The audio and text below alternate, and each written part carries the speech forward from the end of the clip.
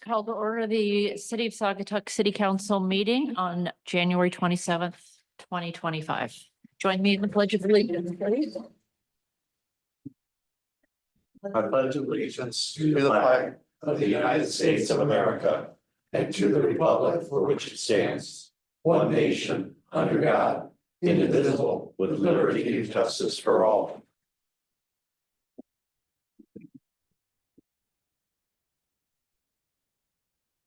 Amy, will you call the roll? Anderson, Here. Clark, Here. Dean, Here. Gardner, Here. Muncy, Here. Here. Stan. You have a quorum? Great, thank you. Mayor Pro Tem Stanton is unable to join us this evening and asked that we make a motion, or I would like to make a motion to excuse her absence. Second. Or can someone make a motion? I don't know. Yeah, motion to Okay. excuse Mayor Pro Tem Stan. Second. Sure. So, Dean and Peterson. great, thank you. All in favor? Yes. Yeah. Any opposed? All right.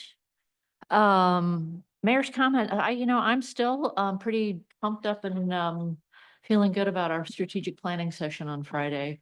Really appreciated the good engagement and discussion with both city and staff, and I'm looking forward to getting Maryland's feedback and taking another look and finalizing the priorities. But I was really pleased, so thanks to everybody and staff for pulling it all together. It was a good discussion. Anything from you? Mayor, I had the same comments today. I wanted to thank the council for spending a lengthy day with your staff and facilitator and really kind of diving into the achievements that we were able to accomplish last year and then kind of dive into priorities and discuss some things for us to spend some time on and dive into and hopefully accomplish next fiscal year. So I really appreciate your time. Look forward to Maryland's report, which I'm hoping to receive sometime this week and hopefully perhaps discuss further at your workshop next week. Along with that, just kind of wanted to point out one other item in my report that we also kind of sent out to the community related to short-term rentals, but there was a notice of available short-term rental licenses that was published in the commercial record last Thursday that provided notice that there's 2 licenses available in the Peninsula South zoning district and 2 licenses available in the Peninsula North Riverside zoning district. So there's a whole set of procedures that we have to follow per your policy that you approved back in August. So a copy of that notice is in the meeting packet. And if anybody has any questions, they can contact our Director of Planning and Zoning, Luke Thompson, for some help with that. Great, thanks. Agenda changes. We have our county commissioner here with us, so I'd like to somebody to make a motion to add an agenda item 7B for Brad Lubbers to speak with us. I'll make a motion to add Commissioner Member Brad Lubbers as our guest speaker this evening. Second. This is a voice vote, Jamie. All in favor? Yes. Yeah. Yes. Any opposed? All right. That takes us to our guest speakers. Lisa Mize is our first. Welcome, Lisa. Thanks for joining us. Thanks. Bringing my water in case Jamie said I start talking. Just fine. Thanks for having me. In years past, I've always done a recap of what we did the previous year. And Ryan asked if I would come and kind of give a preview also of what's coming up for 2025. So I'm starting with 2024. And we did a lot of pretty pictures for you. But Jamie's got up all the digital advertising that we did in 2024. These are some of the campaigns that we ran. And I'm going to kind of go through these rather quickly. We also have YouTube on the next page. We've got YouTube promotions that we did, and a lot of these were cut down from the hosted video series that we've done, and I'll get to that as well. So you can find Saugatuck Douglas Now on YouTube. And on the next page, everybody's familiar with our Discovery Guide. We printed 50,000 in 2024. In 2025, we're going to be printing 60,000. We ran out this year. I don't think that that's a bad thing, but we had a lot of people asking for them, and we we've had to put them off until like February, March when they're printed. The next page is just some of the photography that we were able to capture this year. We had Julian Capmeal, who's the photographer that we've been using for the last 2 or 3 years, come in and capture some summer assets. He was also just here for winter, so that was fun because we don't have enough to promote winter. And when there is snow, it's good to have him here to show all the wonderful things that there are to do when there's all that white stuff on the ground. The number 3 hosted video series is called All Along the Art Coast, and I'm not sure if you've seen it yet. If you haven't, I would highly recommend you get on YouTube, or you can go to saugatuck.com to view this. This was number 3 in a series of hosted videos. The first one that we did was called Sandscapes and Shorelines, and it was all about the beaches and the natural harbor area and the Saugatuck Dunes State Park. It was very well done, and I would encourage you to take a peek. And then the second one we did was called Artful Ales and Vibrant Vines. And of course, that was talking about all of the wineries, cideries, and breweries in the area. In 2026, we're taking a beat in 2025, but we'll continue this series of hosted videos in 2026, and we'll focus on the foodies, so all the wonderful places to eat. This was something new that we did on the next one. We kind of took over the Brown line. I think it might be called the L. I'm not as familiar with that in Chicago, but we took over that for August through September. We're promoting fall. So we heard from a lot of people that, hey, I saw Saugatuck Douglas in Chicago. I'm like, yes, that's what we want. And then we, in addition to being on the trains themselves, we are also at the stations where you wait. Another new initiative that we've taken on in order to fulfill one of our strategic missions, and that's to increase traffic in the shoulder season, is to try to build the meetings and conferences. We've never been an area because we don't have a conference center, but we've never had conferences here. So we've attended our first destination showcase with over 100 meeting planners from across West Michigan. We did that on November 6th, and we have a brochure now that we can give them. There's an RFP on the website, so meeting planners, if they're looking to bring a small to medium-sized conference here or meeting or retreat for their staff, now we can fulfill those wishes. Next page is all the public relations, and if you've been watching, we've gotten all kinds of good press. I'm not going to highlight everything, but our PR gal has been earning her keep. And the billboards, we usually change it out, one that runs spring and summer, and then another one that will stay there fall and winter, and these were the 2 billboards for 2024. So that's a very quick recap of what we did in 2024. 2025 is a bunch of words on that first page, Jamie.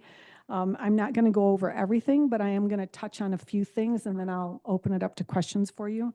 2020, I'm going to first review something. 2024, we saw an increase in the traffic to the website.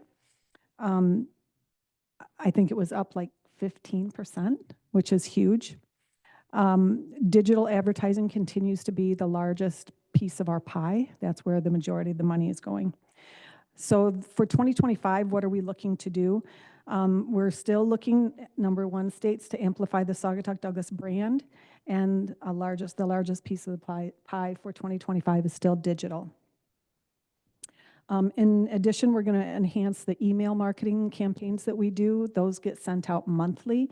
Currently, we've got about a little over 17,000 subscribers. The visitor's guide is in production as we speak, so that should be printed in probably mid-February and hopefully out in March. The shoulder season, as I said, we're trying to grow the shoulder seasons. We're looking at fall and then spring. So we have a shoulder season subcommittee that's been meeting, and they're bringing together a focus group within the next 2 weeks. They're bringing in an urban planner, a writer, and a landscape architect. And we're going to be looking at what our current resources are in the area and then what opportunities do we have.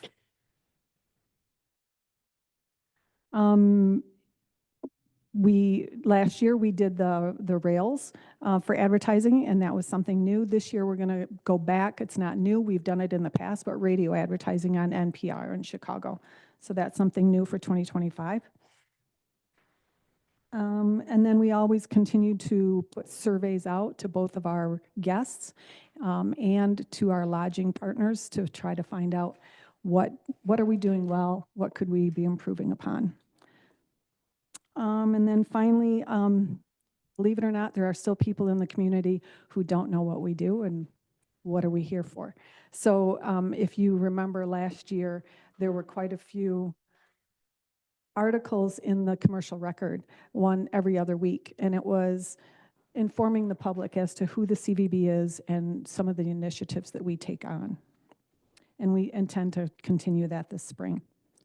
Some of our goals for 2025, we want to increase the assessments for our lodging partners at 5%. That's our goal over 2024. And then the website traffic, we want to increase that by 20%. In 2024, we sponsored events to the tune of $80,000. That's how much money we gave out. This year, that line item on our budget is a little bit more than that because we had to say no to some people. In addition to those sponsored events, we are also giving away a lot of money with in-kind donations, meaning a lot of the banners that you see underneath the Saugatuck sign, we've designed those and we do those gratis for people. So we'll contact them and say, would you like us to design and print the banner? And then they don't have to pay for that. A new program that we're launching, hopefully by the end of this week, is called the Influencer Partnership Program. And it came about because there's a lodging partner in town who has a very big PR firm behind them. And they've brought in their own influencers and they've asked the CVB to partner with them, which we've done. And then the board started thinking about it and said, well, why don't we give that opportunity to all the lodging partners? So a program was put together and we're going to be introducing it. We've already teased lodging and told them that it's coming, but we're going to introduce it to lodging partners so that they can, if they want to bring an influencer to town, the CVB will help both monetarily and will help organize that for them as well. I'm nearing the end. Do I have any questions? Sure. You said you spent 80,000 to help events. Yeah, I'm going to ask about events, of course. Sponsorships. Sponsorships, Mhm. correct, for events. And did you say that number is going a little bit lower this No, year? higher. Oh, higher, I okay. did say the higher. So did you say there were more folks asking or?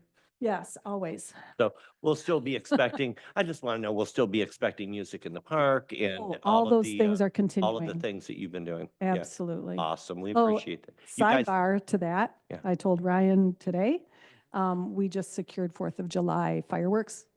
They're on the 5th of July, but they've been secured both for the 4th of July as well as Venetian. oh, awesome. Thank So you I'm pretty much. happy about that. And want to commend you. You guys have done a great job with music in the park, speaking from someone who used to do it. Well, I'm giving all the credit to April Gundy Yeah, because she's the person that's been organizing Yeah. that. She has done a great job and I'm going to pass your thanks along to her. yep, thank you. Mhm. Hey, thank you. So Lisa, when you say secure the fireworks for Venetian and for the 4th/5th, what exactly does that mean? Does that mean that you're funding it? Does that mean you're going to be organizing it? All Good the above? questions, no. Secured it means I found the shooters.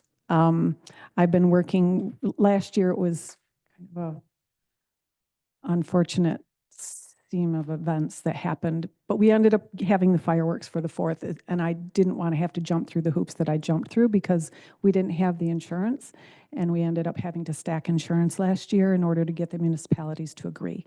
I wanted to work with a vendor this year that had the $2 million minimum requirement, and Great Lakes Fireworks has that. So I was talking to both Great Lakes and Pyrotechnico out of Grand Rapids, who did the inauguration. And they both offered me something, but then Great Lakes came in and said they could do the 5th. Pyrotechnico could only do the 3rd. and I figured that the 5th was a more desirable day. It was a Saturday night. So that's how we ended up. I will be coming to the municipalities and the township asking for funding because it's more money than we've ever had for fireworks before. In fact, it's double what we paid last year. Last year, I think Small Town Saturday Night charged us about $7,500 plus the cost of the charges, which is, he gives us those at a discount, but still, that's another $4,000. This year, it's $15,000 just for the fireworks. Okay, thank you. So that'll be Saturday, July 5th. Correct. 2025. Also, so was the CVB responsible for the video that popped up around Christmas with? Yes. Oh. Funny story, we were at Hope College Anchor Day last Monday with my daughter, and this woman was walking with us, and we looked at her, and my daughter says, "That's the woman from the video." Oh, And, she used to be my daughter's soccer coach. oh, really? Because she's got Yes. these like piercing blue eyes. She does. Yeah, and I can't remember her Katie. name. Her name's Katie. Katie, yeah, she couldn't have been more gracious, because then as soon as we said that, she just started talking about what a great She's experience. super she had. So, sweet. yeah, so it's kind of neat. We had such wonderful feedback on that video. People all over the place were commenting and sharing it. It was probably the most shared video that we've put out there on social media. Yeah. So we were really happy about it. And it was a spur of the moment thing. Our social media gal in Chicago said, "Hey, this is really big right now, these spoofs on the Hallmark movies. Can we pull one together?" And we did. If you haven't seen it, it's about It's maybe fun. four or 5 minutes. Yeah, maybe. it's just fun. It's a lot of fun. So thanks. Mhm. Other questions for Lisa? Great, thanks, Lisa. Thank you so much. Yeah, Thanks, if I- Lisa. If I could just, Oh, Mayor, yeah. just add a Oh, couple comments. One, I do want to thank the CVB really for their partnership. You know, I started in the interim role at the end of January of last year and was invited soon after to attend the CVB board meetings with the other managers and really share some information back and forth. And it's been just I've learned a lot about what they do and all the hard work that they have going on. And it's been good for, I think, us to be able to be at the table and share information the other way with things that we're working on. So that way we're all kind of on the same page. And, you know, we talked about it tonight, but, you know, what a huge lift fireworks is. We found that out a couple of years ago. Obviously, you know, there was, you know, the city filled in a gap year and there were some concerns about what that cost. And the CVB stepped up in a big way last year to take the lead on that. But it's not cheap. And I think, you know, they're willing to, you know, this year take the lead again, but, you know, they need, you know, some financial support to help, you know, make that happen. And so I appreciate the CVB's leadership on that. And really, you know, if you remember a year to a year and a half ago, as you know, SEDABA doesn't quite have the framework that they used to for events, and CVB has stepped up again and said, "Hey, we're gonna." And I don't know, is that $80,000 cover any of? Is that, you know, April's time too, or is that extra that you're paying for in addition to the? For April? Yeah, so April's time, is that 80,000 include that, or is her time on top of that? No, that comes under a different line item in the Okay. budget. So think about it, they're giving $80,000 in direct sponsorships, plus paying for April's work to actually put together so many of these events, including more that they're looking at as well. And I think they had quite a bit of discussion at their meeting last week about, you know, what that looks like and expanding that and all of the things that you juggle with events and time, and whether or not you have enough to have somebody full-time or not, and Right. what it takes to actually do more shoulder season events. And, you know, it's not easy. And so you know, Jamie's given a lot of really positive feedback and working with April and her, you know, ability to organize events and how she's done a good job. But without the CVB stepping up in the way that they have, a lot of these events, we don't know who they would have gone to. And I think we've heard from the council that it shouldn't be the city, but we want to be good partners, and they've been a great partner to work with. I really appreciate Lisa and her team's Thank work. you. So, Thank you. yeah. And I forgot something. It's quite small, but we're kind of excited about it. We've been given permission to take over the drugstore wall. So look for something on the drugstore wall this spring, summer. It'll have a big map. I know that for sure. Other than that, I'm not quite clear on it. We do need to get permission from all of you. Gregory? 80,000. That was even more than our yearly budget, much more than the yearly budget at Sadaba. And as we grew, we were only merchant supported with a small membership fee. And as we grew, we just grew out of our britches. And I've got to tell you, you guys have done a great job of taking over Thank the you. events and your branding as well. Thank you. Wanted to mention that. Also, we talked about fireworks. Is there a line item already set aside for fireworks that CVB is donating? Just so that I know, like, what, is there already an amount that you planned on donating yet? But No. you're going to go out and ask for money and see what you can do to fill in the gap Correct. like you did. Yeah, the fireworks are 15 and the barges are 4. So Okay, so I'm just looking kind at of putting the 19 math together Yeah, about how much money. 19,000 total is what's needed. It would be Right. nice if the CVB could just pay for 10. Yeah. But that means I have to find another 9. Because I know, our line item usually every year, so I was just kind of trying to figure out what Yeah. you needed, that's all. Thank you. All right. Thanks. Thanks again, Lisa. Thanks, Lisa. Okay, well, that will bring us to our next guest speaker, Commissioner. Good to be with you guys again. First thing, I believe since I was with you last, we had our organizational meeting. The 9th of January, and where we elected Gail Dugan as chairperson of the Board of Commissioners and Scott Beltman as vice chair. So just to update you on that. And then I was going to say, I hope all of you made it through the last week, the cold and the snow. And I know the county and the police and all the emergency workers have worked really hard to keep the roads clear. Many vehicle pileups south of you guys on 31 and on 131. I mean, just it's almost like a demolition derby all week. But I know they've been working really hard to keep that open and keep people safe as much as possible. But anyway, the other things that are going on, 123net. And on a good note, we got word the other day that Jill Dunham, if you know her, she's the county broadband initiative director. She was recognized through I get this right? Through the White House Rural Innovators Initiative by the Biden-Harris administration before President Trump took office. So one of 14 people across the country and their work in broadband initiatives in their community as a representative of the county. But she was there. I'm not sure exactly when, at the White House to receive that award. So that was kind of nice. On another note with that, we are progressing across the county with work started on the east side. And it's to the north of you guys here. It's basically complete. According to estimates and schedules, you guys in Saugatuck and Douglas area are estimated to be completed by December 31st of 2025. So the end of the year. So, and part of that is just scheduling. What work was that? December 31st of 2025. What is the work though that you're just The doing? 123net puts the fiber and the tubes underground. So Thank you. all the other residents can hook up to it. Yeah. And from what I understand, talking to Jill, you guys have a little more of a developed network through other companies that already exist. So it's a little more complicated here than it is in around the other rural parts of the county. There are other parts of the county that already have a Comcast or an Xfinity system available. And there's a possibility that 123net might buy out space on their network.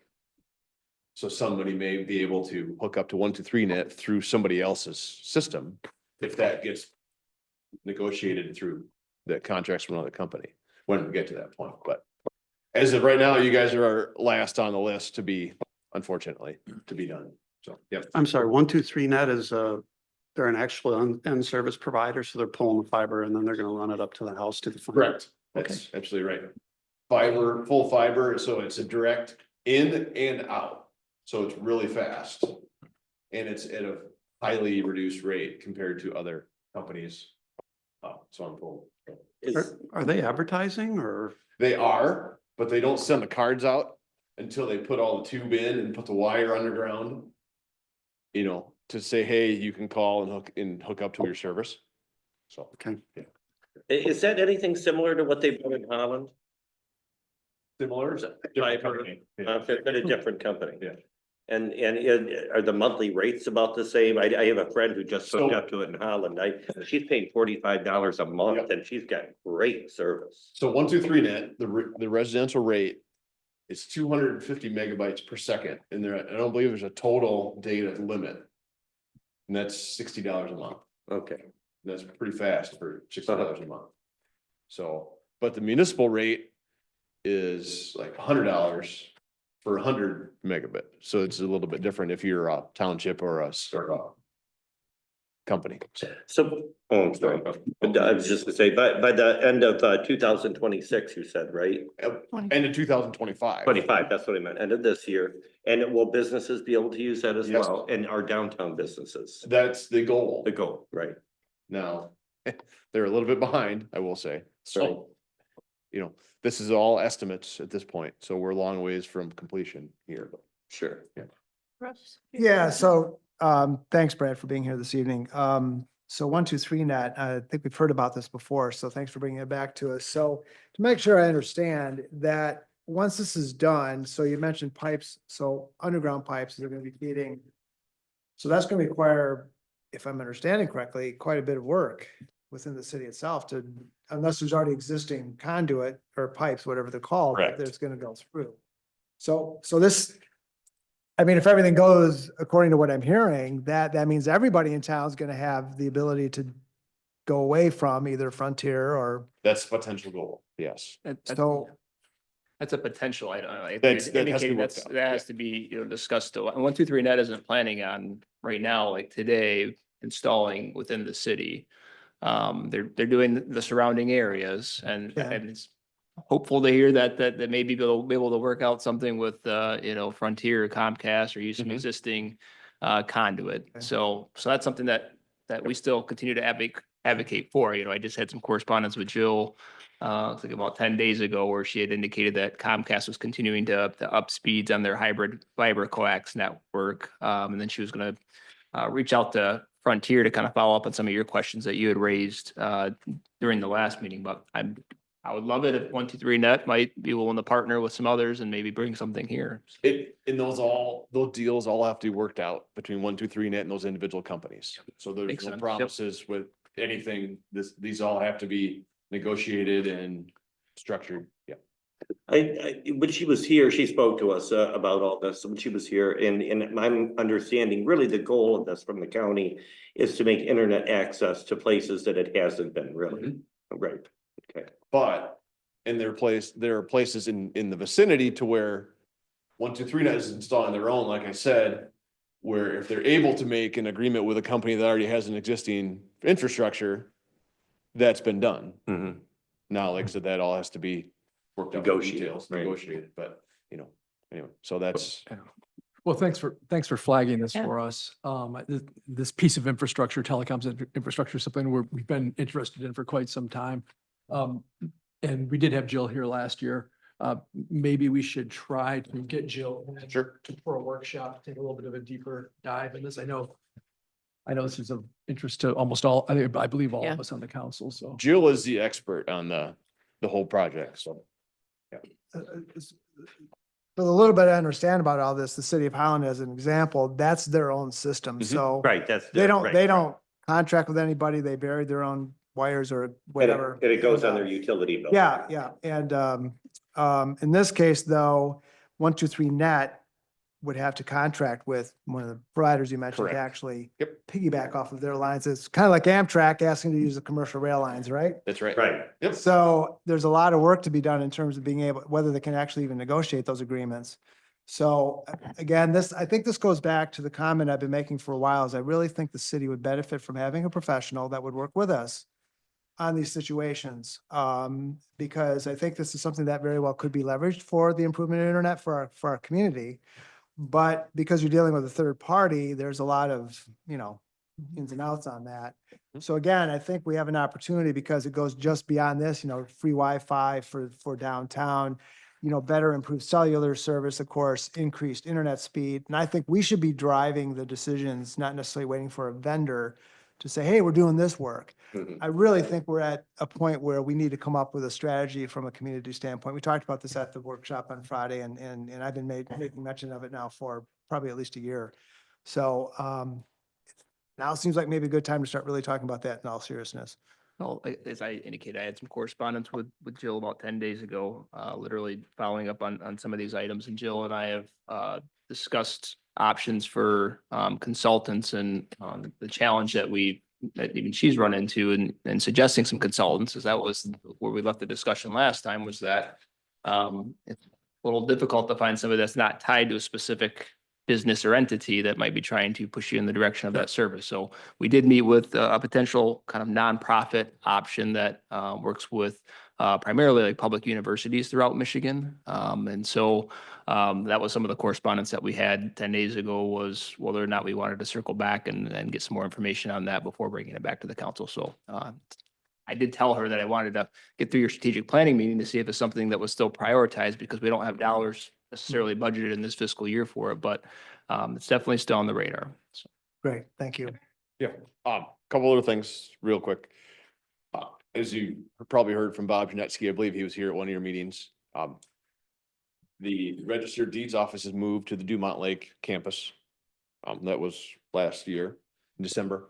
So the clerk's office is still in the courthouse, but the register of deeds office is in the Dumont Lake campus. So a little bit of a difference, and there are maps at both places to direct you if you go to the wrong place. And also, as of today, the drain commissioner's office has moved to the Dumont Lake campus. So that is official as of today. So if you wish to, or anybody wishes to visit the drain commissioner's office, you now go ahead and have to go to the Dumont Lake complex. So unless there's any other questions, that's all I have. Great. Well, thanks for coming by. Thanks, Brad. All right, that takes us to item 8, public comment on agenda items only. Anybody? Doesn't look like it. Anybody online wish to make a public comment? All right. We will get to the consent agenda, which is on page 3 of the packet.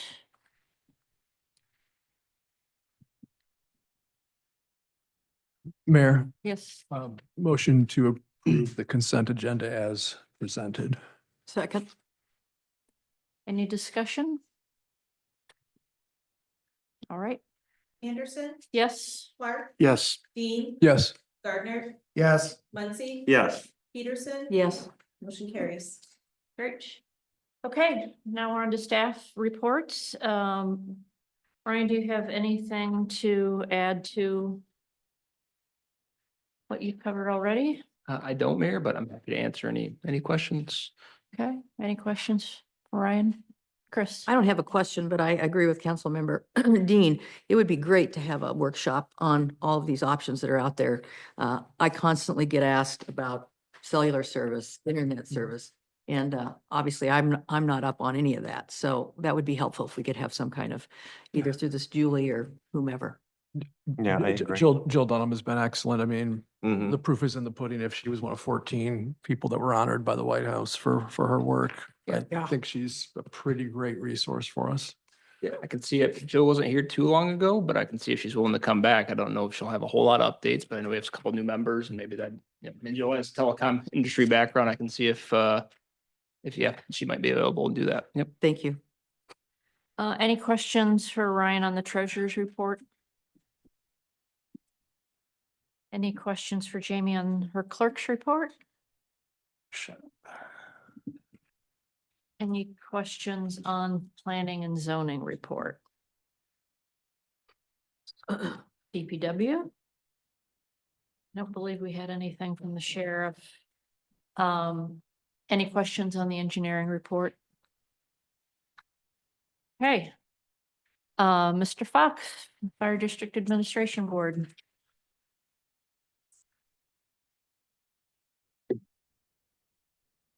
Ann Fox, the council representative to the Fire District Board, Administrative Board. This is the report for December and for the year end, as we reviewed it in our January 20th meeting, which maybe Holly could come up here and do this for me since she was at the meeting, which I must say pleased everybody there. I mean, we have so few people visit. I mean, this would be a packed house at the fire district. Anyway, thank you for that. So here we go. These are the first one, the incident reports, which you've seen before. Just a couple of the yellow arrows to point to that the response time is a little higher, but not dramatically higher over the course of the year. The 50 calls, 58% on the bottom row there, second one, 58% of calls are EMS related calls. I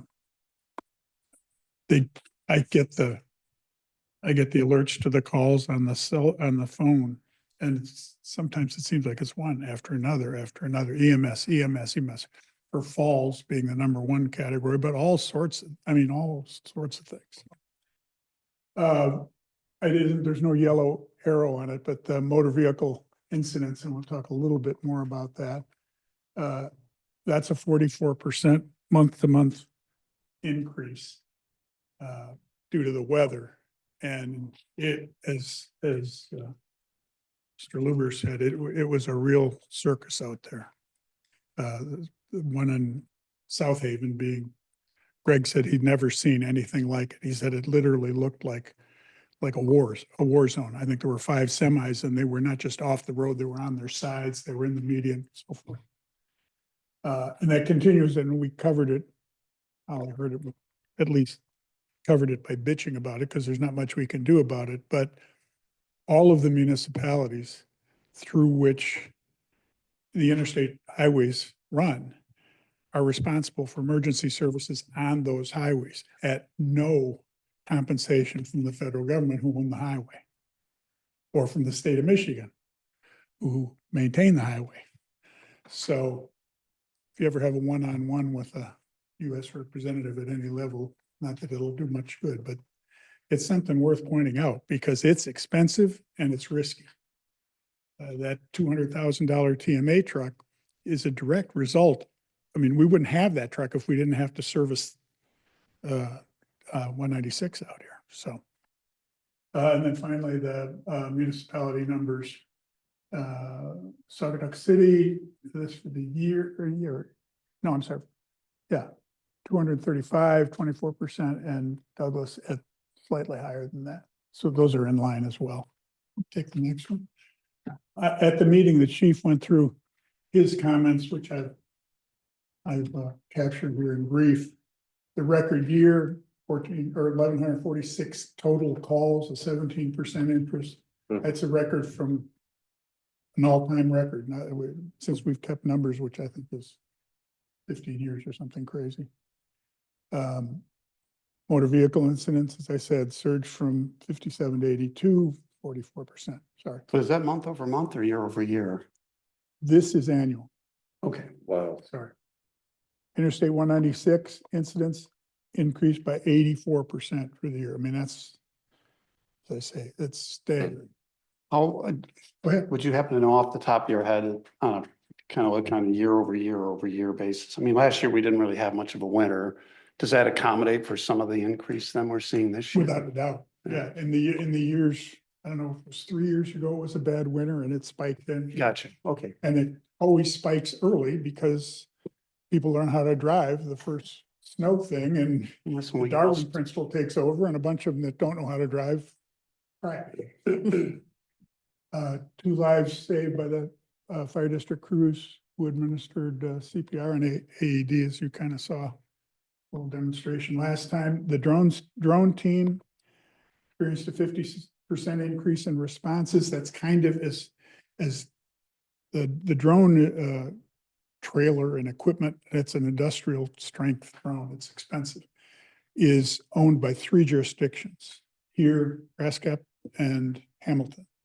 So not all those incidents are related to Saugatuck or Douglas or what have you, spread out. And the number one emergency response for the drone is missing persons that they've called out for, because just like the deer, they can in the daytime, they can spot them moving. And there are, I mean, the ones I've seen relatively recently were like wandered off, you know, an aged person or an infirm person, literally just wandering off and not even knowing they were lost, but they were lost. A good year for grants, $41,000, and an even better year for donations, $108,000. These are the Life EMS monthly response times, the arrows for the two sides of Saugatuck North and South.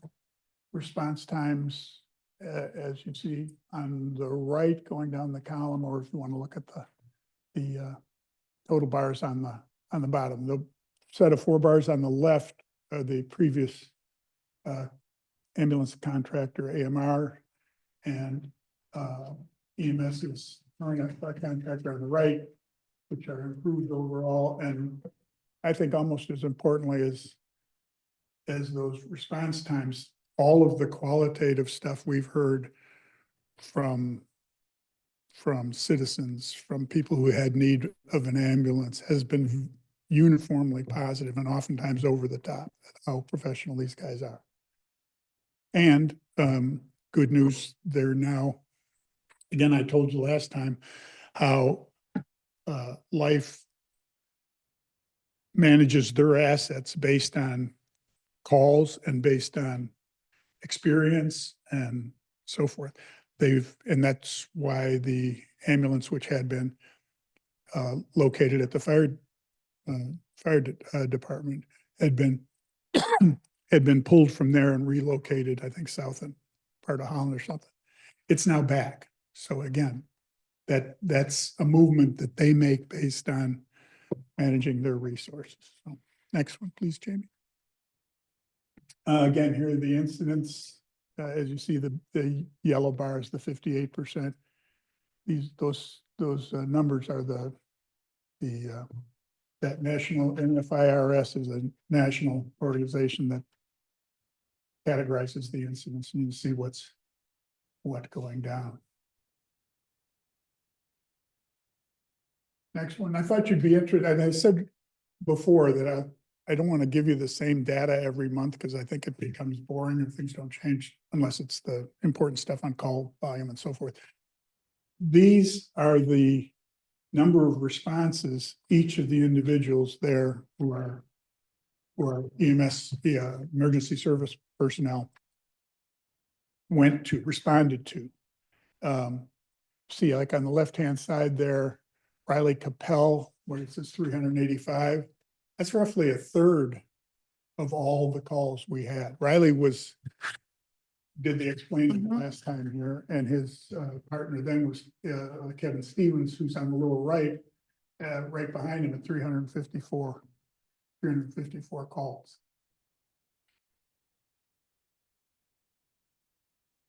A lot of calls. Next one, please.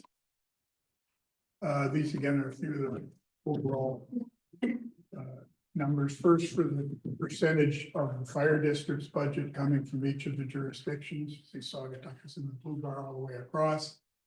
The census, population census of those 3 jurisdictions, and then the call volume. And you see the numbers, I mean, they're not intended, and you'll never be perfect, but they are relatively safe. Close. And in relation one to the next. Next one, please, Jay. The few other items, at that meeting, we discussed replacing a current Ford Explorer. You can see it in the dim visual there. That's well past its planned life. This vehicle is FOTD is first out the door, and this vehicle will replace that one. There's planned to replace that one. We tabled it probably to the first workshop, and then again, wouldn't be active on it the earliest until the February meeting. But that too is it's an ambulance looking. It's what they call transport capable. It's not necessarily full of ambulance, but it's expensive. First number begins with a 2, and it's not 20 something. We received $7,400 in cost recovery payment. That was from December for one of the semi-truck accidents, which is terrific because sometimes, as I've told you before, sometimes they just stiff us. We either get hammered down or whatever. We also received an insurance dividend from the fire district's insurance, $8,500, which was good. And there was a $3,000 savings on the installment of the lights and sirens and stuff on the TMA truck. As it relates, I know I sound like I'm fixated on that TMA truck, but it's a big deal for the fire district. And since we've been together, Holland Fire got in touch with the chief. They want to come see. They want to come. Now, the thing to know about Holland Fire versus our fire service, their trucks are about twice as expensive as ours because they go first class. If it says Pierce on the front of that fire truck, it's a real expensive fire truck, like $2 million fire trucks. All the more reason to not want to have one of those nailed on the interstate. So that, and as I say, they're coming, there's a date set, I don't know what it is, to visit the fire station, to look at the trucks, talk about it. The other comment or inquiry Greg got was from Michigan DOT. They want to come and talk about it because they lost a trailer that has that attenuator device. But it's not the same as the truck because you hit the trailer's going to go flying. Or it's going to jackknife with whatever's in front of it and make matters worse. The TMA truck has, don't ask me how many, several tons of concrete in the bed of the truck. If it's hit, it's going to move this far. It's not going anywhere. So you definitely don't want to hit that truck because you're going to be a loser. So, but anyway, encouraging on both fronts and really a tribute to Greg. Because he pushed that, he made that happen, he solicited donations, and we're ahead of the game. Right. Thank you. Good question, Dan. Just any other questions? Yeah, just real quick. Are you, to replace the Explorer, are you looking at a similar vehicle to what the department found? I think it was last year that you had wrapped. It would be, yeah, it would be the same, would have the same capability. Okay. Wouldn't look like that vehicle. Okay. Because it's going to be brand new. Okay. got it. Again, at least this is the thinking, that the first out the door vehicle needs to be the most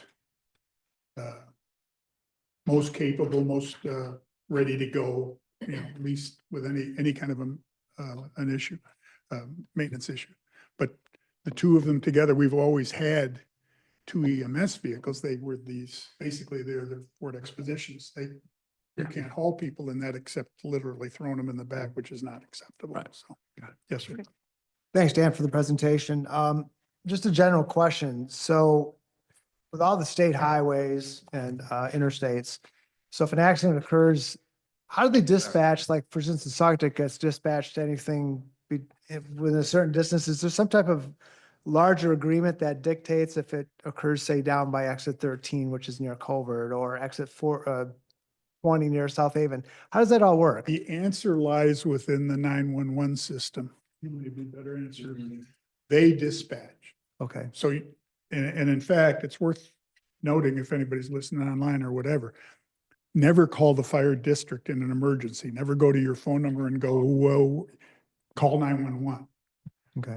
They do the dispatching. There've been great improvements to the 911 service. There've been improvements driven in part, in great part, I think, by Greg Janik and their experience to shorten the time between 911 getting the call and 911 dispatching help. So there's now I forget what they call it. It's like a pre-notification from 911 that says, we don't have it all, get ready. So that, and then they put people in the truck and they're ready to go whenever. The primary area here is the three communities, Douglas, Saugatuck, and the township. We have mutual aid agreements with Grasscap, with Hamilton, with Ganges, with Fenville that I know of. So all of those can end up outside of it. When the big accident with the trucks happened in South Haven, that was 911, all hands on deck. One of the things you kind of try to avoid, and why we'd encourage other departments and jurisdictions to acquire the same kind of TMA truck, because we don't, we paid for that truck. We don't want that truck called everything out on the highway that isn't, that's 10 miles from here, or 20 miles from here. It's crazy, so. So bottom line, 911 is the decision. They're 911. the decision makers. Yeah. Central dispatch will, depending on where the incident is, they will determine who's available, because they might be busy in an incident already. So they might dispatch Douglas or South Haven or Ganges because they're closer and they're more available depending on at the exact time, who can get there first, Just because you're the closest to that doesn't mean you're not going to be the, first one there. So, Yeah. I mean, they're very good at, same with the police, if it's the state police or county police or, the Fenville cop, that he might be the first one that's available to get there. So that's their responsibility to do that. So. And they do dispatch state police as well. Thank you. Great, thanks. Gregory, Interurban Board. Our first quarter ridership count is 14,000. That's now our fiscal year, to remind you, is between October and October. And so we've already through our first quarter and we've had 14,422 riders. And that's the highest in history in our first quarter. With late night service and fireworks as we've extended our hours. Our ridership increased by 107 to 361 for New Year's Eve night. So quite an increase. The community really appreciated the free service. All of that building grant process. I've talked about this, I feel like, for a year and a half, but we'll be breaking ground, I believe, this spring, finally. Becky has worked with a project manager to meet the requirements for the design build, and we should start seeing some drawings here shortly, probably within the next 2 months, I would expect. We have a little bit of news. We've been doing so well over the years, and I've been so positive over the years about how responsible we've been with our money and everything. But we've also been growing, if you've noticed. We've added hours, we've added more buses to cut down wait times, and that means more hours. And at the same time, we have just discovered that we are getting a little cut in our state granting. And which is really going to affect our budget probably by about 15%, quite a bit. So I've called a committee. I asked for a committee with the president, Taru, and with Lori Babinski, I believe. Lori, I think, is on it. And the three of us will meet February 11th to look at the budget, see what we can trim, if there's anything we can trim. There might be a possibility, we talked about it at our last meeting. We have had about a 0.5 mil that we've been running on for about 15 years. So it could be a possibility that we will increase that in November and put that on the ballot for November if we need to. That will help us to continue grow and it'll help us to keep our fare down. There'll be lots of different options that we look at from increased fare. But we do have a pretty decent cash reserve, but we'd like to hold on to that if we can, of course. There are some other things as we do the grant, as we build out the building. I know there'll be some other expenses that will be needed for that. Yeah, we're looking at that right now, and we're just going to have to tighten our belts a little bit and see how we can work on creative solutions on bringing more income so we can continue the long services, we can continue the short wait times and things like that. So one of the things that we're considering is new hires, is looking at our retirement packages and maybe trimming those, not for the current folks, but for new hirees. So, but lots of different things, and I'll keep everybody updated on that. And other than that, we'll have our budget meeting on February 11th, and that'll be over at the Interurban. And I believe, let me tell you, if you want to know what time, if for some reason you'd like to stop by, that'll be at the Interurban, our hub there, on Wiley. And, let me check the time, February 11th. Believe it, oh, it's 1 to 2 PM. It's during the days. If you're bored, you want to hear us talk about numbers. But that's about it. Yeah, good update. Thanks, Gregory. Well, bummer about the budget cut. Hmm.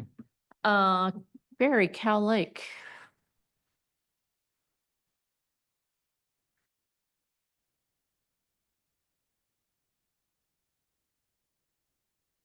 Great to see you. It's good to be seen. Thank you. And this is a tough act to follow, you know, this guy here, he's got all the pictures and everything. I'll try to make flushes and, you know, faucets sound really fun and sexy. We had a little session orientation for our new council members. It's probably your second one, your first, but Joe hung around for a while, even I had to leave, so a lot of moving parts out there, you know, and you'll see that reflected in your rate increase. So, but let's see, we had a meeting on the 14th of January. We reviewed the lead service things we've been doing on that. The distribution system material inventory was submitted, as was the city of Saugatuck, Douglas, and the township. We are still waiting for something from Lake Town. You should have received a sewer capacity report. Ryan would have got that to see what's moving through the system.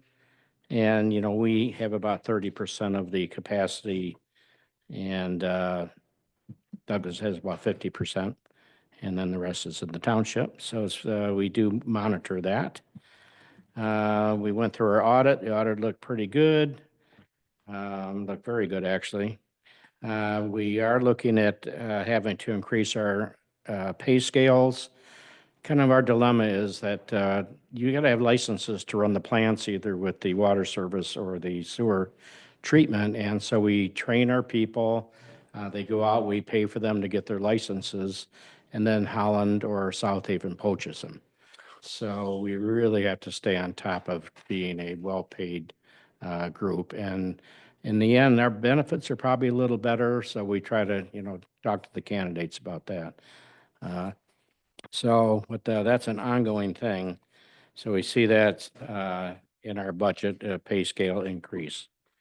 So then on the 21st, we had our budget hearing, and we passed our budget. And we are going to see some rate increases because we have capital improvements, just like the city does on our infrastructure. And probably the main thing we got to start saving our money for is we have those lagoons out there where everything settles down and becomes fertilizer. And you have to remove that every 10 years or so. And if it passes the muster and you can spread it on the ground as fertilizer, that's less than $1 million. If whatever we're putting into the system through industry and everything else, if it doesn't, that gets real expensive and has to go landfill. And I know that Scott's very aware of that. So that's what we're looking forward to as far as our capital improvement plan. That's probably one of the biggest things. So you will see a rate increase of $6.88 per meter equivalent unit. The meter equivalent, like most of us have a 3/8-inch water line coming into our house. The brewery's got a 3-inch, you know, and so that equivalent, they pay more than we do in our residences. So that's going up, and so $6.88 per meter equivalent and 35 cents per 1,000 gallons. Sewer rates will reflect an increase of $6.50 per meter equivalent unit again, and 60 cents per 1,000 gallons. And that's all to be socking stuff away for capital improvements, which I know you guys do a lot too, you know. In fact, you're socking away, there was an additional amount on the city resident water bills that the city put on to try to put money away for infrastructure. And we certainly have some aging infrastructure in the city of Saugatuck.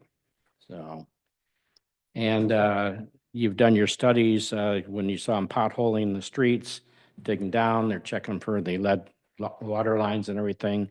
You guys are on top of that. There's a lot of work to do on that yet, but you guys are right on time with getting the job done. So.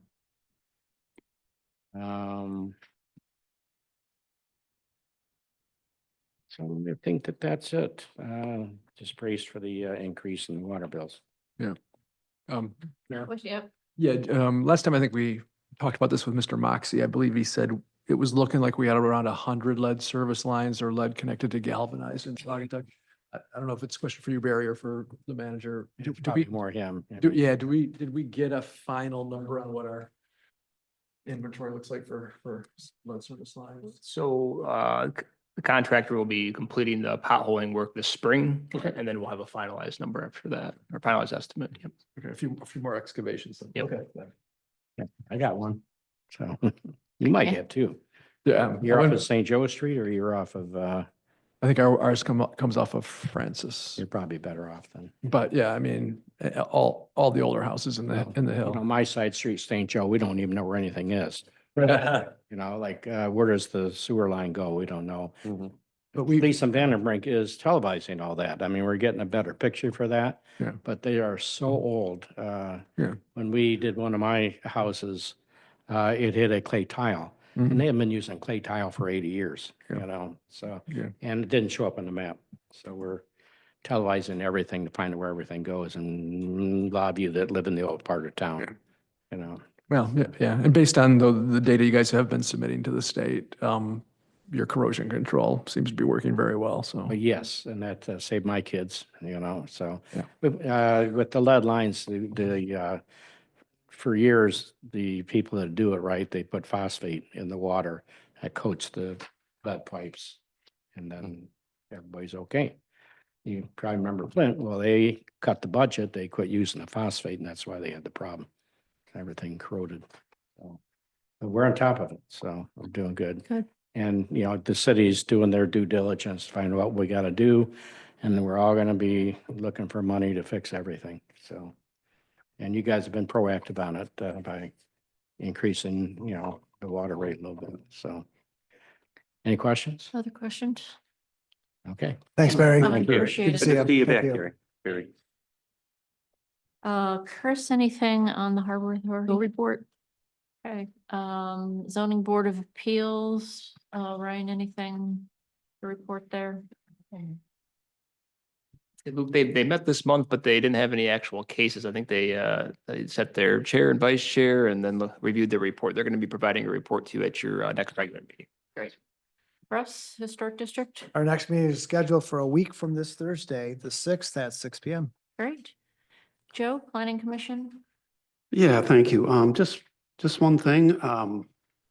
If you remember, I think last meeting or the meeting before, we approved changes to the zoning ordinances for accessory dwelling units, the minimum size. We basically took the bottom end of that off. We're still working on other changes relating to ADUs in particular as they go for STR licenses. One that's coming at you, which we approved unanimously to recommend in our last meeting, simply takes away the need to meet the current building zoning codes for ADUs. So we've got a lot of old ADUs,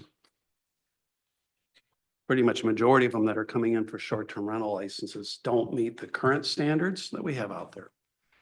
However, they are legal ADUs. They followed the standards when they were built. So we're going to be making recommendations, or we have made recommendations that will be coming to our, if not the next workshop, the workshop after, to basically review and approve the new language, which essentially just takes that away. Other than that, as I mentioned for the last couple of meetings, we've also been working on or looking into potential changes in the zoning language for B&Bs and their ability to use accessory structures for occupancy. So we're still working through that. We're close. Hopefully by the next meeting, we'll be at or near ready to make a recommendation to council. That's all I have. Great, thanks, Joe. Parks and Public Works, Lauren is out. Tri-community non-motorized trail study. Yeah.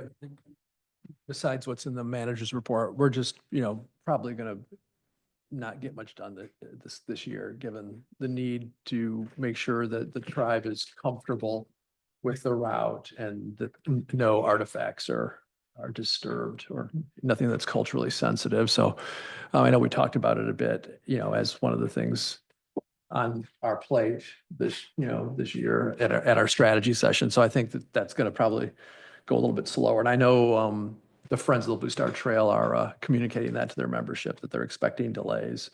The good news is MDOT, is comfortable, with the delay, and the grant money is still there and will still be there, but it is going to probably face some delays just to make sure that everyone that's concerned about things of historic nature is comfortable. So. All right, any questions? Russ and Joe, the Water System Operations Contract Advisory Committee. Yeah, I'm just trying to look back to see, we met on a Friday, the Zoom call. Was that Friday? Week ago. Yeah, a week Yep. ago. Thank you. We're still going through just kind of the details of everything, and we had some really good discussions around kind of our positions, and so conversation is still ongoing. I'm not really sure there's much to really share and update at this point, so. Yeah, made some recommendations to council. They'll have another draft of the contract that we're reviewing. We'll schedule another date as soon as they're available. Yeah. Good. And then finally, the Wildlife Management Committee. Wildlife Management Committee will meet next week, February 5th, and they plan to go over the survey results. That's great. Survey closes on the 31st, and I think we'll all not be surprised to learn that the deer are everywhere, considering that one tried to join us at our strategy session on Friday. Yeah, they're pretty ubiquitous now in Saugatuck City. Yeah, Mayor Anderson, just a quick comment. So two things is, and kind of your point, I've seen deer. We had a deer nesting below a pine tree in our backyard. I have never seen that in my 60+ years in this community, and going down our driveway, and highly unusual. And I think you'd mentioned too, is that the DNR has said that this is not normal behavior. They show absolutely no fear of anything. So it's become a real issue too, is I was driving around town the other day and I noticed a yard up on Main Street, which has a bait pile feeding deer. So I know we had talked about this previously. This is something that I think needs to be communicated to the community very clearly, is do not feed these things, do not feed the deer. And that is against state law. So I just would make sure that we are on top of that, because that's just encouraging bad behavior. That's a good flag, Councilman. Douglas put out a very, I think, nice note to its residents. If staff have time, you could probably just steal everything they did and just push it out if the team has time to do that. Yeah, absolutely. I included their statement in my manager's report for today, and we're gonna push that. I don't think Jamie got it out today, but tomorrow, it'll go out in my manager's report to the community. Thank you. Thank you for that. Yeah, it was great information. Yeah, they did a nice job. Great. That wraps up boards and committees reports. Now we're on to 11, approval of accounts payable, which is on page 31 of our packet. Mayor, motion to approve accounts payable in the amount of $260,559.69. Second. Yeah, I'm getting ready to get Roll call vote. Anderson. Yes. Clark. Yes. Dean. Yes. Gardner. Yes. Muncy. Yes. Peterson. Yes. Motion carries. Great. No public hearings or unfinished business, which takes us to 14. 14A is the seawall and concrete repairs on page 33. I know we talked about it at last week's workshop, but people have questions for the city manager. I'll start by making a motion to approve the proposal submitted by Fleece and Vandenbrink to assist the city with design, engineering, and bidding assistance for seawall and concrete repairs in the amount of $17,200. A second. Second by Muncy. Yes. All right, any questions? Not a question, just more of a, I mean, this is the kind of infrastructure work that we've just really been focused on. I really appreciate the effort moving forward along with Scott Herbert and with John Moxley and the F&V team. So we talked at the workshop too. I think there's some things both within the Spear Street, Water Street boat launch and the chain ferry landings that I look forward to discussing further with the engineer. I live right near the Water Street, or pardon me, the Spear Street boat launch, and I think there's some opportunities to improve that with this work. So. Any other comments, questions? All right, it's a roll call vote. Anderson. Yes. Clark. Yes. Dean. Yes. Gardner. Yes. Muncy. Yes. Peterson. Yes. Motion carries. All right, 14B, audit engagement letter, which is on page 37 of our packet. Ryan, do you have any setup for this, or it was pretty self-explanatory, but Yeah, we sure do. And Nikki is on Zoom here to kind of introduce this item to you great. as well. Is she? Should be. I don't see her name, but could you call out to see if she's? yeah, on? Nikki, are you on Zoom?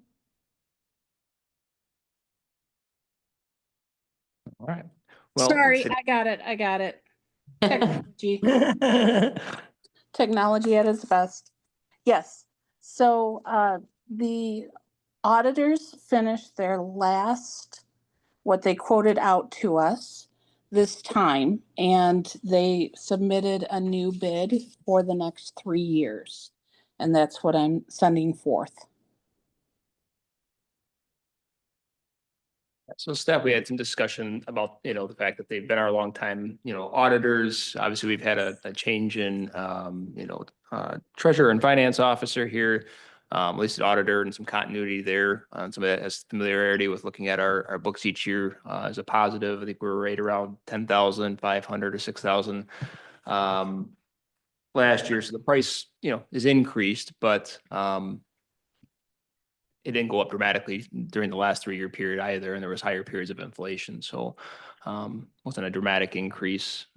We didn't seek any other proposals, given they've been our longtime auditor. If that's something that the council would desire to do, we can look at doing that. But if you're comfortable with your current auditors and happy with the price, should be good to go. I'll go ahead and make a motion to approve the audit engagement letter with the Berathine and Company for 2025, 2026, and 2027. Second. Questions, discussion? Mr. Anderson, how long have we been with Berthium? So I found there was a bill today that I saw that went back to like 2015. Okay. The only reason I ask is I support this 3-year agreement, but I know in the past we have had a policy or at least a protocol of having a little bit more discussion. And this will probably be better once Nikki's actually got a little bit of time underneath her. But this is a professional service, just kind of like legal services, where you go through a routine every 3 years, whatever we've done in the past, and just evaluating whether there's an opportunity to improve services through a RFP process or, I mean, that's just routine protocol for most organizations. So I'm not suggesting we do that today for this, but just kind of on the horizon. Joe? No, my only question is, my one question is this, can we terminate this if there's performance issues? I didn't see any language. It's hard to tell if this is a contract that binds us or just a quote for yearly services, which we can terminate at any time. Yeah. I do not know. So The- it's something that we can look into if that's what you want. But I would have to say that this is more binding on them as to what price that they can charge us. I see. Yeah, I don't, this is a pretty standard letter of understanding or memorandum of understanding, whatever you want to call it. And there is no termination language in my experience. And we've been through this before, is where we have, terminated or discontinued services mid-agreement, so to speak. So I don't think there's contractually anything here that would prevent us from doing That that was if, really what if my- we needed to. That really was my question, whether we're bound by this, because I also noticed that there's a clause in here for increasing the fees if they see their level of effort increasing beyond a certain point. So just, No, fair we question. don't know what that point is. There's no hours or anything specified, so. Yeah. Mr. Whitty's online if he has anything to add as far as his thoughts on it. I think from what I've seen, they've done such a great job. I think I'm going with being comfortable and safe with them. Jake? Yeah, I agree with the assessment right now that there's not standard term and termination language in there. There is a signature block for the city, so it's intending to bind it for something. But I think it would probably be understood that this would work on a, services rendered basis, and that if there aren't any outstanding services, you aren't obligated to pay more. Do we want that?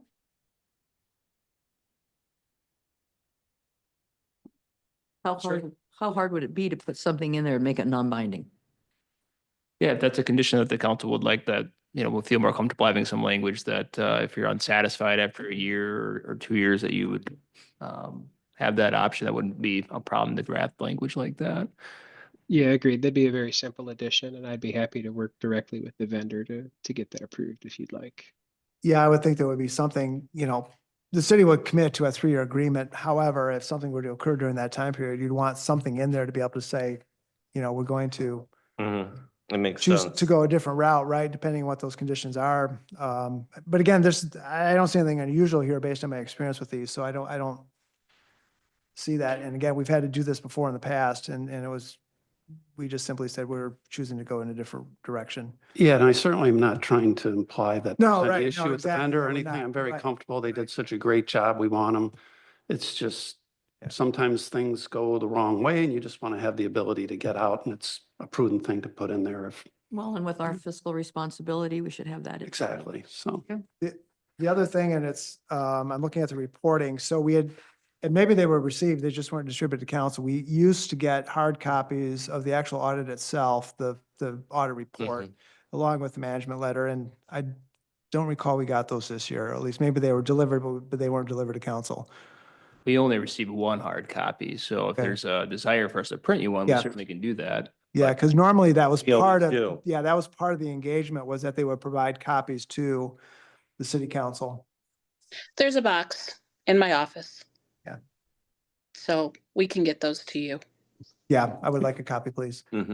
There's a box with, are There's they, a box okay, on my desk. got it. Great, excellent. There they All are. right, So, see you at next meeting. Thank you. Thanks, Nikki. All right, so I just want to be sure I'm tracking what we're going to ask. We'll ask Jake to draft some language for sort of an out clause for us. I think we just want to be sure when we're adding that, though, that they can't take an out clause on us without ample notice, so that, we don't get left holding the bag. Yeah, I think that makes sense. Notice period, and then we would obviously pay for services rendered if we were to Jake, terminate. you know more about this than I do, but we would hate the auditors to say, we've decided we're gonna. So that Ray made it through surgery. For, excuse me, yeah, for a termination, for convenience, there would absolutely be some kind of notice provision baked in. Yeah. Cool. Should I withdraw my, I mean, because, yeah, I'd like to withdraw my, my motion And I withdraw my. second. previously stated.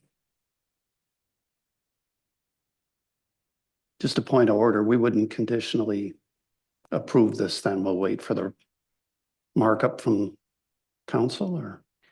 yeah, we can certainly work on that and bring it back to you. I'm looking at actually it was 5 years ago, the last agreement. I don't see any type of language in there that was like No, that from yeah. before. I think it's smart to have But I something think like it's- that. That's in there. fair. So, okay, we'll work on that language and get it back to you.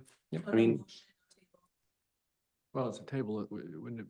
You have to make a table it. I will say to Councilman Clark's point, I do think it's possible to do a conditional approval, even though the language isn't finalized, so long as that approval basically embraces the nature of the amendment. So that would give the scope of authority to me to make, only those set changes to the contract, and then otherwise the council is acquiescing to all the terms. Or as an alternative, you're welcome to table it and take it up at another meeting. I mean, I'm comfortable So- with Jake. Just, doing what we just discussed. Just, I Mhm. mean, I don't know what kind of deadline staff's under to, get this sort of put to bed.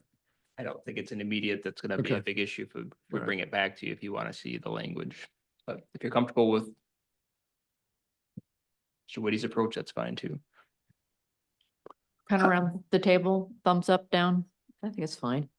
Russ? Yeah, I'm fine with it. Yeah, I'm good with Jake, just tweaking it. Same here. Yeah, so make a Okay. motion with condition. Yeah, I'd like to make a motion to approve the audit engagement letter with condition that it will be revised, including Termination for convenience. termination of Just termination for convenience. termination for convenience with Berthelm and Company for 2005, 2006, and 2007. Second, okay. It's a roll call. Anderson, Yes. Clark, yes. Dean, Yes. Stover, Yes.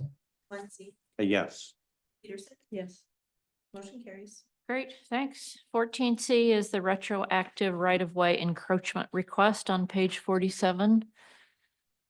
And we talked about this at workshop in some detail.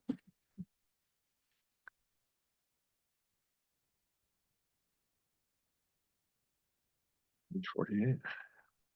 Yeah. Sample question. Well, I guess I'll make the motion to deny the request to maintain hardscaping within the city's right-of-way at 560 Mill Street on the basis that the hardscaping at issue encroaches upon and may interfere with the city's current and planned use of the Mill Street right-of-way for vehicular traffic and parking. Second. Any discussion? Yeah. Yes. I'd like to say, I really want to thank the owner that did show up, was here at the meeting. I appreciate that. Sometimes we get things like this and we never see, the citizens. That meant a lot. And it was kind of a hard decision for me.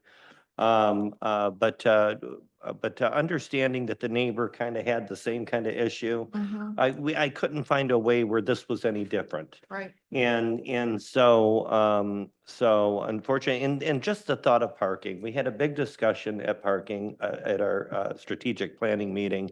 There is parking up and down that road. And since we've deleted parking from the hill, we really got to save, every parking place and every parking opportunity that may come our way. So I think if it was, since we ruled no on their neighbor, it was fair, and it's fair. Any other, Russ? Yeah, I would just add to this, I agree with the motion, we'll support it. The larger issue here, which was, I forget who brought it up, is that this is just one area of town where it's kind of out of sight, out of mind, right? Unless you walk down there regularly, or if you drive down there regularly, you would have never even known. And secondly, if you didn't know where the property lines were and where the right of way was, you'd think, well, that looks like that house built right on the property. But it was clearly in the right of way by an extended period, as well as the house next door, just to the north. So I would just challenge us to make sure that we do a regular drive around and we do a regular review of, because there's other properties in town which I think have been encroaching on public right of way. Maybe not quite with the hardscaping that you're seeing here, but nonetheless, people put up little different, rocks, or, put up little things to- Hostas. Hostas. There's various ways that people try to make that look like it's their property, and it's really not. And I think that's important for us to make sure that we, respectfully tell people, look, that's not your property, and we're going to ask that you remove that. We have an ordinance in place to do that. So I just would ask that we do that on a regular basis, so we don't find ourselves in situations like this, because it can make difficult decisions for us. I will say the Mildred Peterson Reserve, it's a lot busier now than it used to be 10 years ago, 15 years ago. I used to go there all the time to hide from everybody when it was so busy in town. And now, I notice I do go there, it does get more use. I do see more people there and more people utilizing that trail. Not a whole lot, but I am seeing more people there than I used to, so. Anything else? Okay, it's a roll call vote. Anderson, Yes. Baldwin. Oh, sorry. Wrong paper. Clark, Yes. Dean, Yes. Gardner, Yes. Muncy, Yes. Peterson. Yes. Motion carries. Okay. That brings us to the second public comment period, which can be about anything, up to 3 minutes. Don't think anybody here in the room. Now, Dan Fox. Dan Fox, Saugatuck. Brian, you know, my only pet civic improvement project is that stop sign at North Street and Blue Star Highway. I took the picture that showed up in the commercial record where the DPW guys are out there putting the sign in. Fantastic. Except about 40 hours later, it completely stopped working. And it has not worked since, my take. So I don't know if it's because I know it's solar powered. I don't know if it's snow on top or whatever. When it was work, I sent Chief Janik, he goes, now that's a warning sign. I mean, you literally could see it flashing. You couldn't tell what it was, why it was flashing, but you could see it flashing from Holland Street. So there was no mistake and something was going on up there. So. And you can tell Scott, I ratted on it. We'll check it out. I'm pretty sure it's on his radar, but I'll double check with him. Yeah. Thank you for that. Thanks, Dan. Anyone online have a public comment? Okay. That takes us to correspondence, page 74. We had 2 letters related to Maple Street. It was great. I love the engagement we had on Maple Street. Mhm. And that takes us to council comments. Who wants to begin? Chris, Joe? Joe? I just want to thank, our city manager and our staff for putting on a phenomenal venue on Friday. I also want to congratulate all of our staff members for having reports that were very thorough and well put together. And for me personally, it was very helpful to listen to all of them and help me understand their job, what they had on their plate. I think it was a really good discussion to get into the priorities. I look forward to continuing the discussions around how we stack ranking. I can't believe how much is on the plate. It was very eye-opening for me just getting into the city governing to see all the different projects and knowing that more are coming. My concern, if there is a concern, right, still falls around, you know, again, it gets into priorities and making sure that we know how to back some things off if our workload gets too high, because otherwise all the projects will suffer. But other than that, well done, Ryan. Thank you very much. And thank all of my council members for their participation as well. And that's all I had. Great. Gregory? Yeah, I'll piggyback on that. You guys did a great job. The sandwiches, were great. The napkins were not printed. But you guys really did a great job, honestly. And I felt that there was a lot of the meeting was about team building, and I think that we needed that. We needed that part of the meeting together.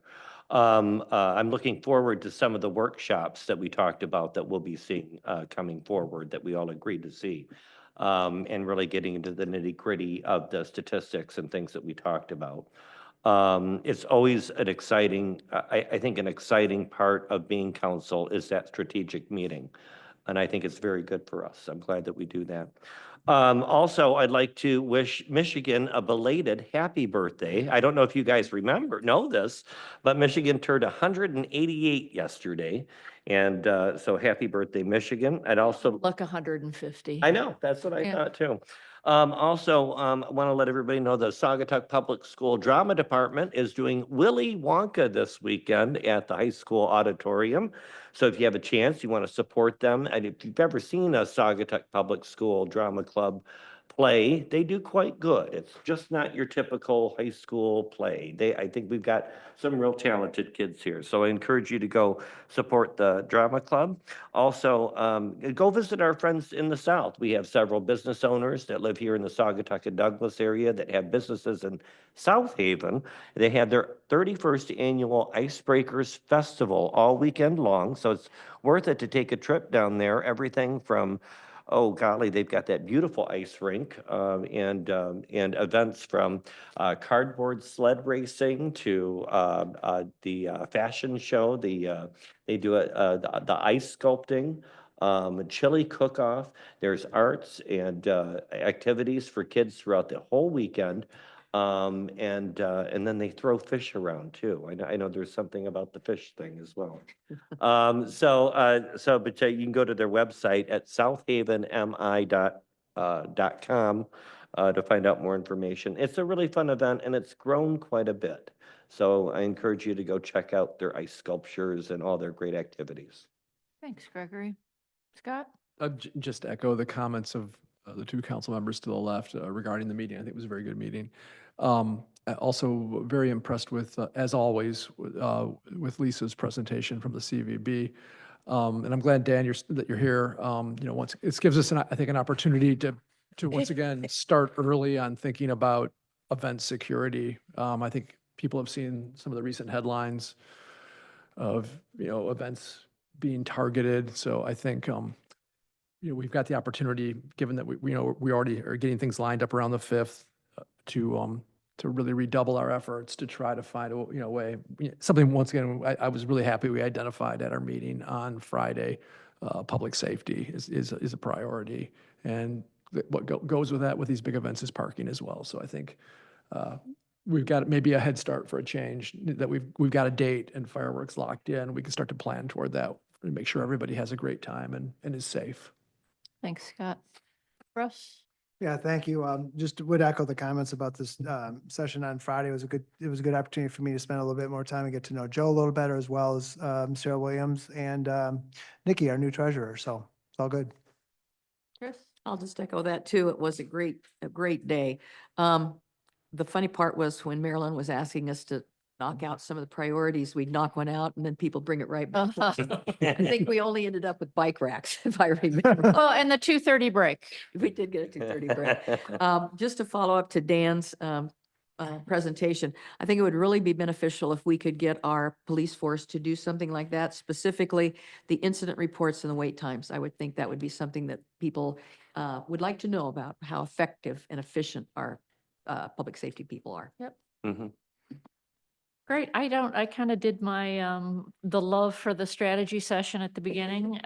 Thanks again. And thanks for us for helping secure the yacht club. It was Welcome. a great location. It was so nice to have daylight. Okay, motion to adjourn, please. So moved. Second. All in favor, say aye. Aye. Yes. Any opposed? No.